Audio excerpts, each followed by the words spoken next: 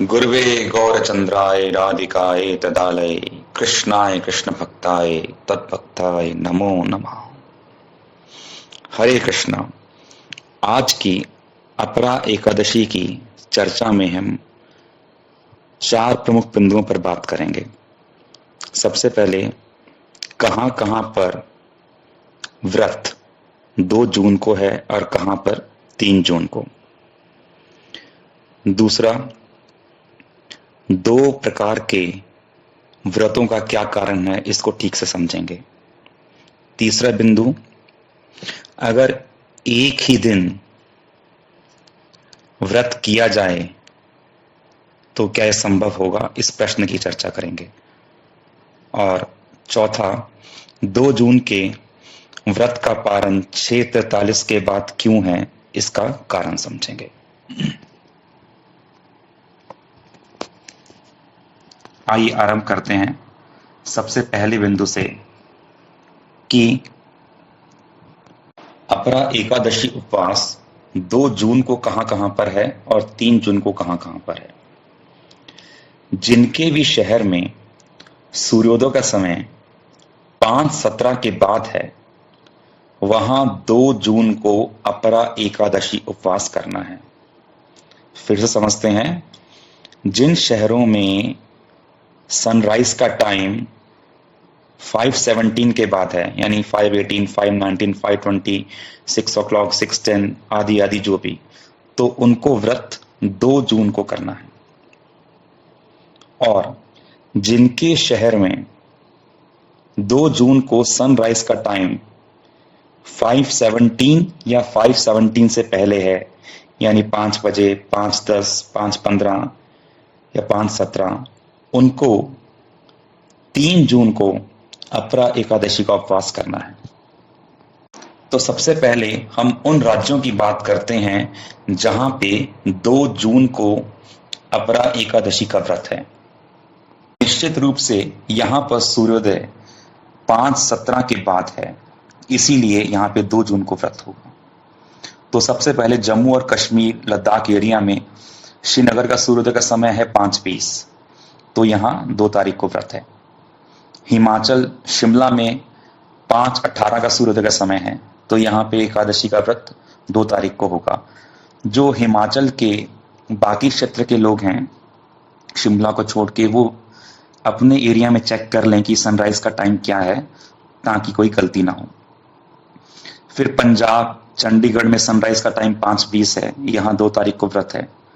उसी प्रकार से हरियाणा में हिसार में 5:28 का टाइम है सनराइज का, तो एकादशी व्रत 2 तारीख को है। दिल्ली में 5:24 का समय है, इसलिए एकादशी 2 तारीख की है। उसी प्रकार से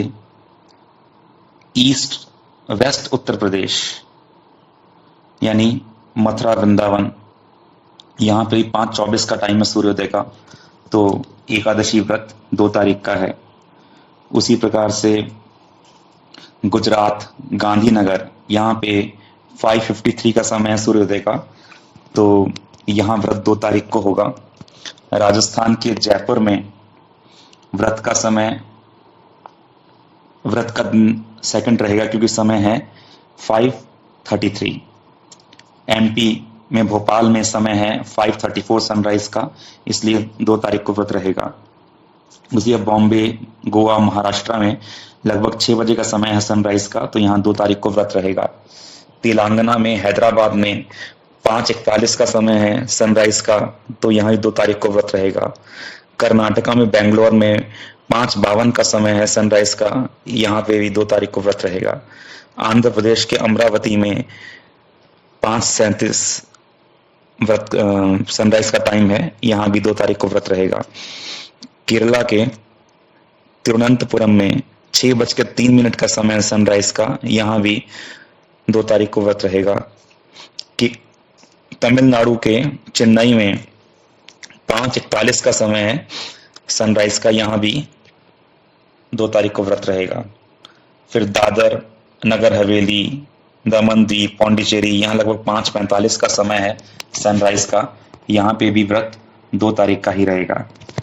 उसके बाद छत्तीसगढ़ के रायपुर में 5:21 का समय है सनराइज का, यहाँ पे भी व्रत 2 तारीख का रहेगा।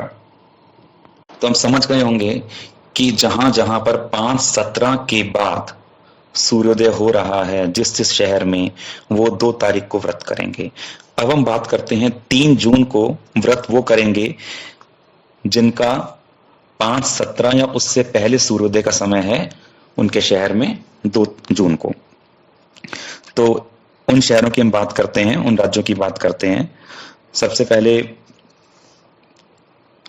उत्तराखंड में, उत्तराखंड के अंदर देहरादून में समय है 5/16 और हरिद्वार में समय है 5/17।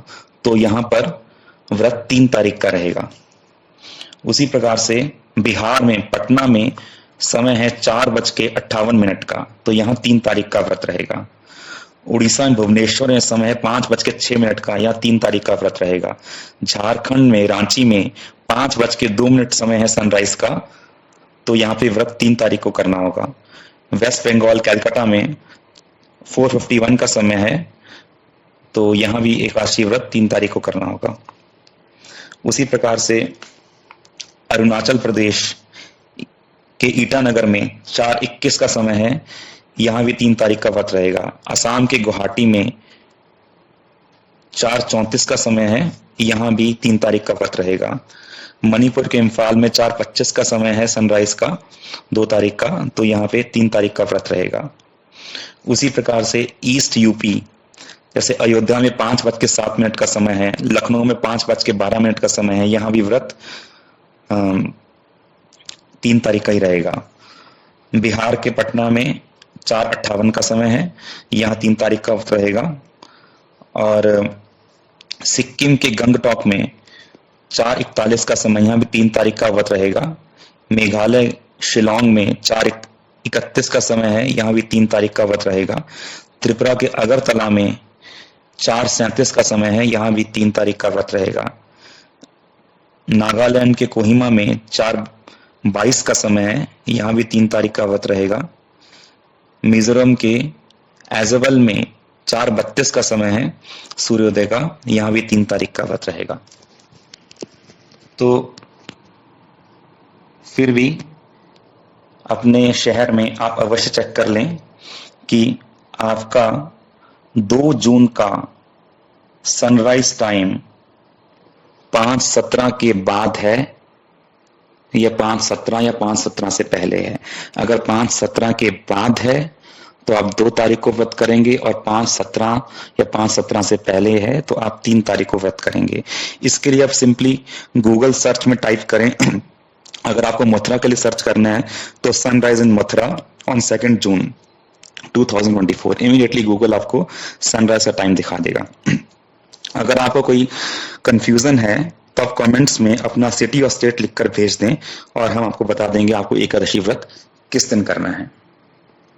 अब हम दूसरे बिंदु में 2 दिन व्रत होने का कारण समझेंगे। सब पुराण और इतिहास एकादशी व्रत की महिमा से भरे पड़े हैं।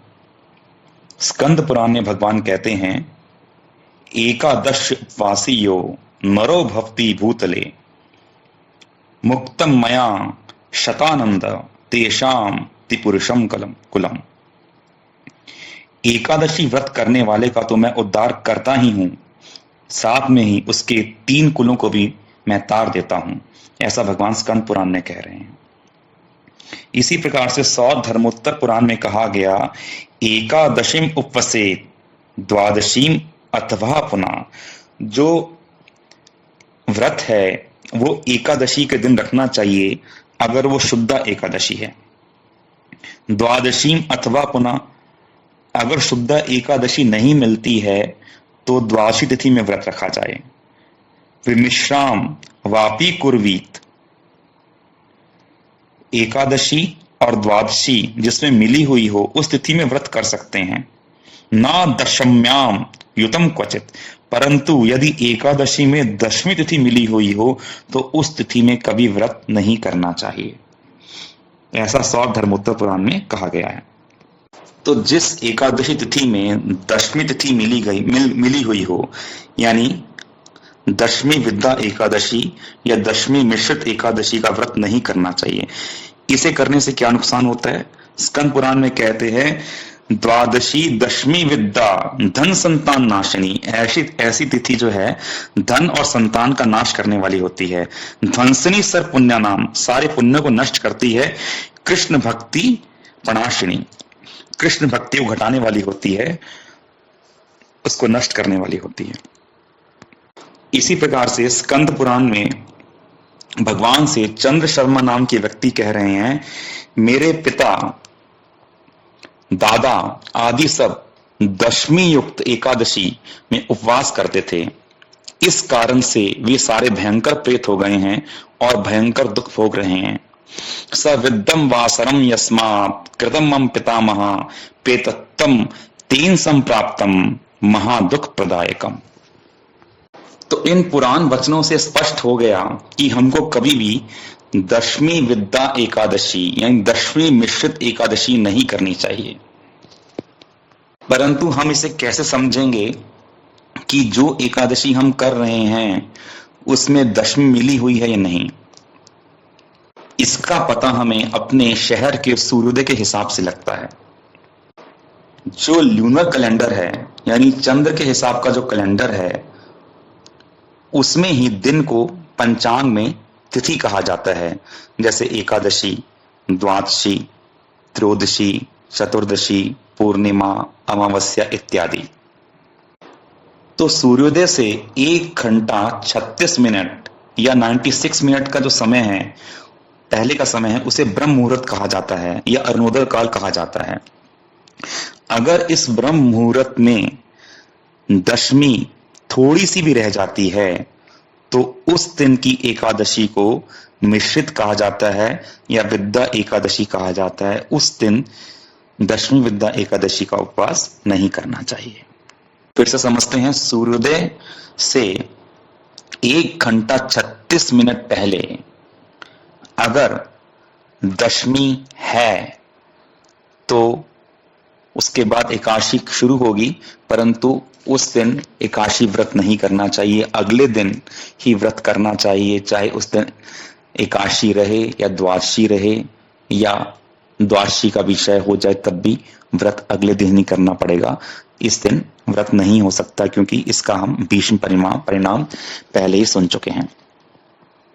देखिए, एकादशी का शुरू होने का समय, खत्म होने का समय पूरी पृथ्वी पर एक ही रहता है।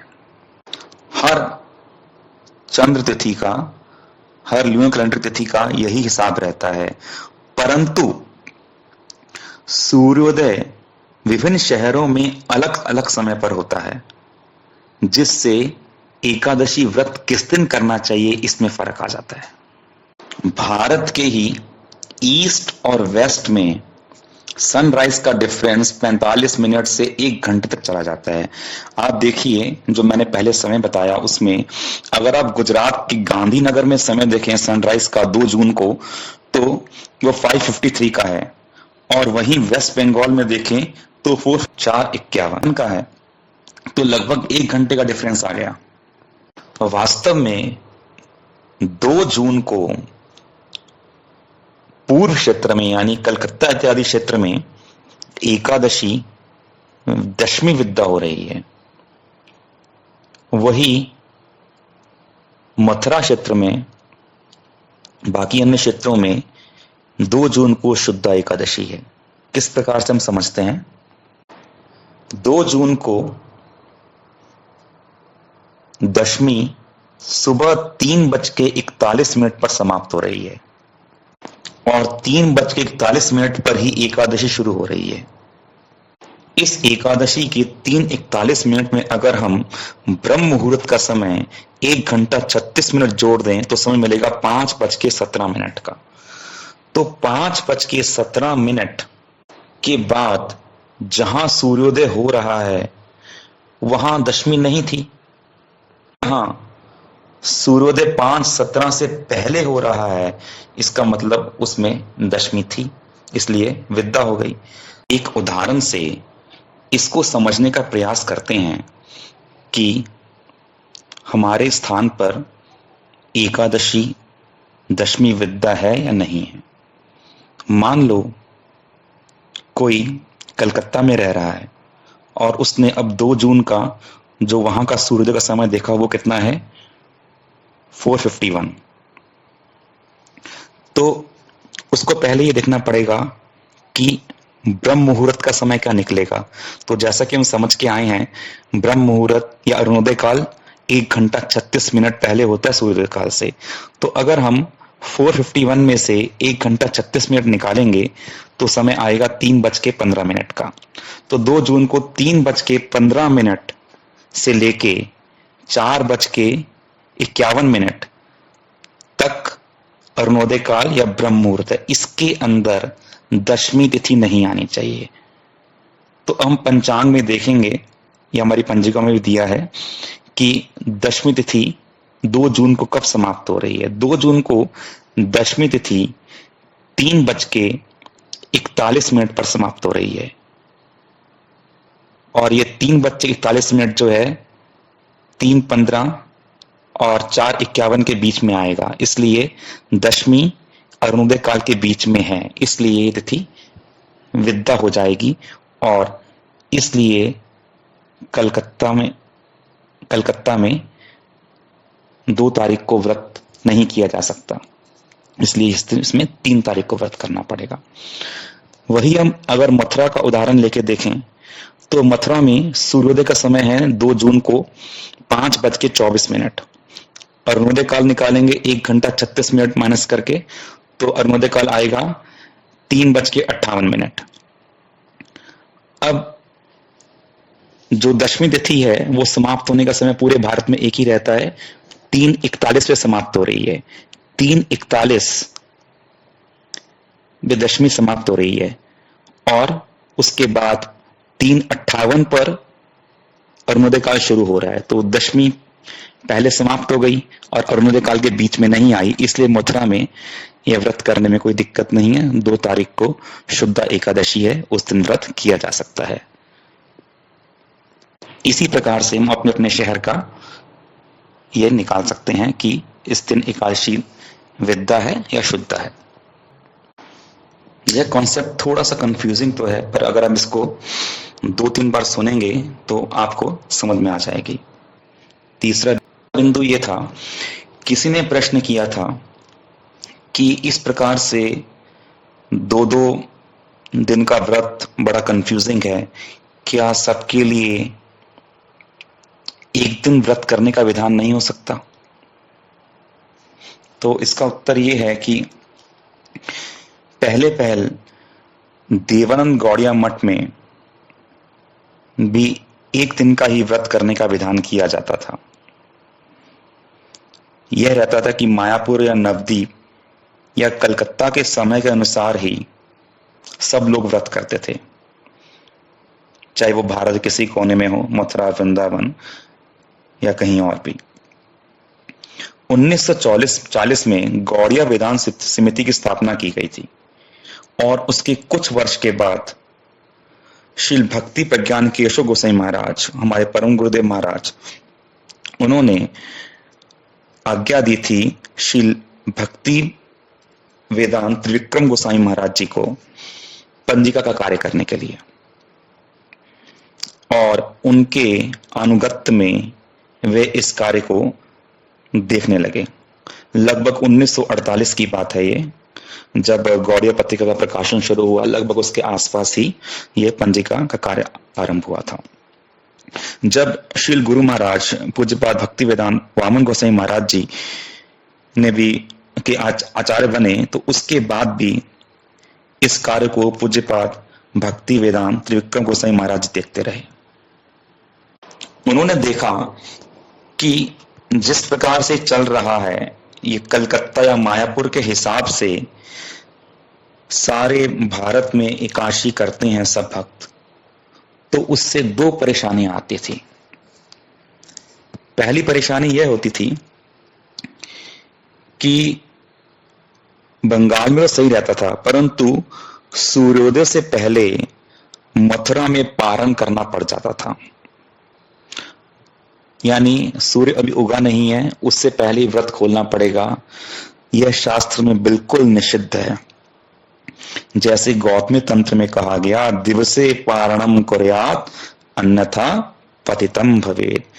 सूर्योदय के बाद ही पारण करो, वरना अधोगति हो जाएगी।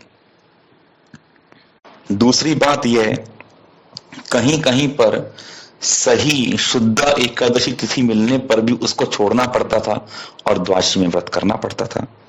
जैसे हम 2 जून की एकादशी की बात करें, अगर कोई बंगाल के हिसाब से एकादशी करेगा तो बंगाल में 2 जून को विद्या एकादशी है, दशमी विद्या है, वहां 3 जून को व्रत करना पड़ेगा। और जो उनके हिसाब से करेंगे वो मथुरा में भी 2 जून को छोड़ के वो 3 जून का व्रत करेंगे, शुद्ध एकादशी छोड़ेंगे और द्वादशी को व्रत करेंगे।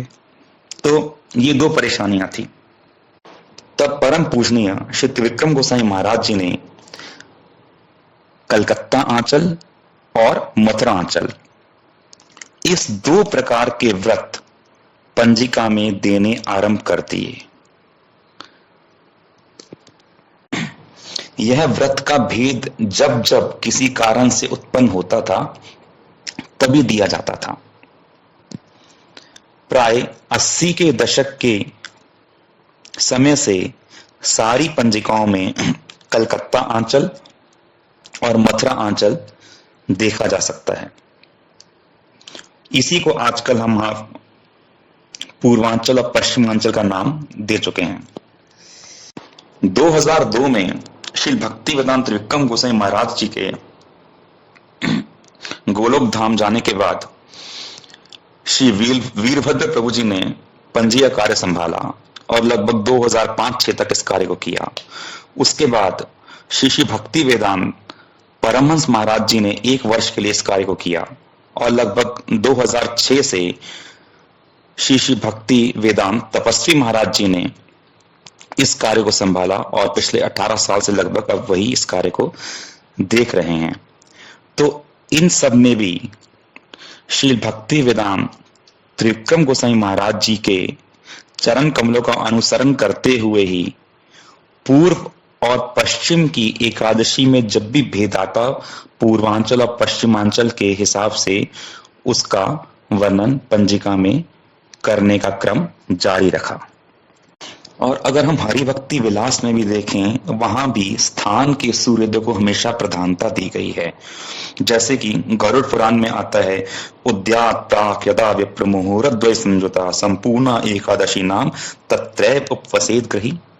यानी सूर्योदय से 2 मुहूर्त पहले यानी 96 मिनट्स पहले यदि एकादशी है तो उसे संपूर्ण एकादशी कहा जाता है और सबको उसमें ही उपवास करना चाहिए।